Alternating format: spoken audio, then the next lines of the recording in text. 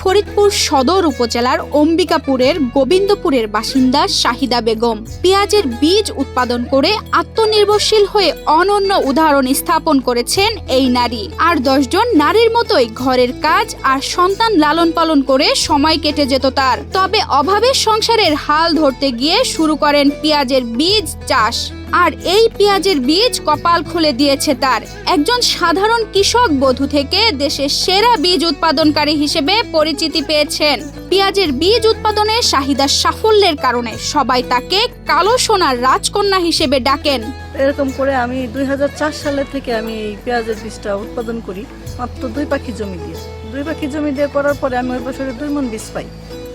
ওই বীজটা মানে খুব কষ্ট অবস্থায়, তখন আমার মানে একটা লেবার নেওয়ারও মানে টাকা ছিল না। আমরা দুজনে কাজ করছি, মাঠে সেচ দিছি, মাঠে ওষুধ দিছি, মানুষের বাড়ি থেকে পানি টাইনে আনছি, আমার হাজবেন্ড স্প্রে করছে, বিভিন্নভাবে নিজেরাই কাজ করছি। করতে করতে যখন বীজটা তুললাম তখন আমি 2 মণ বীজ পাইলাম। 2 মণ বীজ পাওয়ার পরে এখন দেখলাম যে না, অনেক চাহিদা, বিভিন্ন জায়গাতে লোক আসে নেওয়ার জন্য। তখন আমি চিন্তা করলাম যে তাহলে মনে হয় এটা করলে আমার ভাগ্যটা আমাদের ঘুরবে। সেই কারণে আমি আবার পরের বছরে জমি বাড়াইলাম। জমি বাড়ার থেকে আমি 13 মণ বীজ পেলাম। তো ওই 13 মণ বীজ আমারও বিক্রি হয়ে গেল। নারী হিসেবে নানা রকম প্রতিবন্ধকতার শিকার হয়েছেন তিনি। প্রতিবেশী সহ অন্য অনেকের নানা রকম অপবাদ কুকথা সইতে হয়েছে তাকে, তবু হাল ছাড়েননি শাহিদা। রাখার পরে অনেকে অনেক রকম কথাবার্তা বলছে, বাড়ির গৃহস্থ বাড়ির বউ মাঠে যায়, এই সেই মানুষের কথাই আমি কান দিই না। এরকম করতে করতে আমাদের কৃষি সম্প্রসারণ বিএডিসি আগায় আসলো। তখন কৃষি সম্প্রসারণ আমাদেরকে প্রশিক্ষণের মাধ্যমে বললো যে আপনাদের ট্রেনিং, মানে আপনাদের প্যাকেট করতে হবে এবং লাইসেন্স করতে হবে, বীজকে বীজের মানে রাখতে হবে। তখন আমরা প্যাকেট শুরু করলাম। লাইসেন্স করার পরে প্যাকেট শুরু করলে প্যাকেটটা খান বীজ ভান্ডার নাম দিলাম। তখন আমাদের বীজটা বিভিন্ন জায়গায় অনেক ভালো চলে।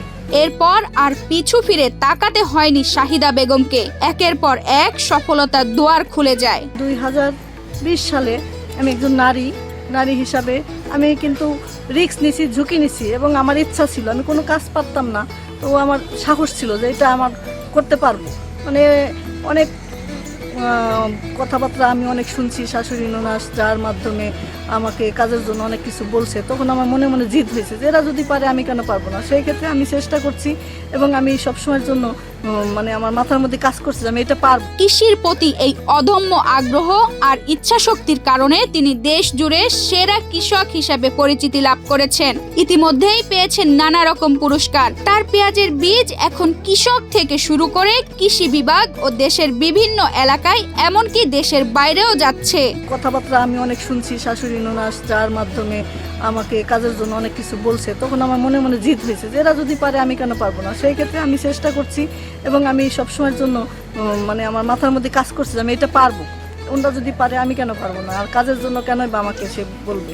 তখন আমি চিন্তা করতাম কাজ করলে মনে হয় এরা আমাকে ভালোবাসবে। তখন আমি এই কাজ মানে সাহস করে করি। করতে করতে আলহামদুলিল্লাহ এই পর্যন্ত আসছি। 2020 সালে যখন আমি 30 একর জমি পেঁয়াজের বীজ করলাম, তখন আমি বিক্রি করলাম প্রায় 4 কোটি টাকা। তখন বাংলাদেশে একটা আলোড়ন সৃষ্টি হলো। দেখুন মহিলা মানুষ সে কিভাবে এই কৃষি কাজ করে এত টাকা পেঁয়াজের বীজ বিক্রি করলো। মানুষ তো মনে করে অনেক সহজ, আসলে কিন্তু সহজ না। এর মধ্যে অনেক রিস্ক আছে, ঝুঁকি আছে। আমরা এই পেঁয়াজের বীজটা করি যেমন ব্যয়বহুল, তেমন ঝুঁকিপূর্ণ, তেমন দামি। আমাদের ঝড় বৃষ্টি হলে আমাদের ঘুম থাকে না, আমরা অনেক টেনশনে থাকি। আমাদের যা টাকা পয়সা মাটির মধ্যে ইনভেস্ট করা থাকে।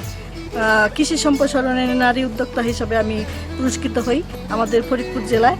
তারপরে আমি channel I standard chartered bank পুরস্কৃত হই। শুধু পেঁয়াজের বীজ উৎপাদনই নয়, নানা রকম সবজি চাষ সহ ফলের বাগান করেছেন শাহিদা বেগম। এতে তার নিজের পাশাপাশি গ্রামের অন্য অনেক নারী স্বাবলম্বী হওয়ার সুযোগ পেয়েছে।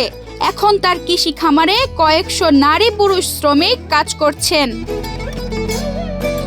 তানজিদা রহমান ইনায়া, বাংলাদেশ প্রতিদিন।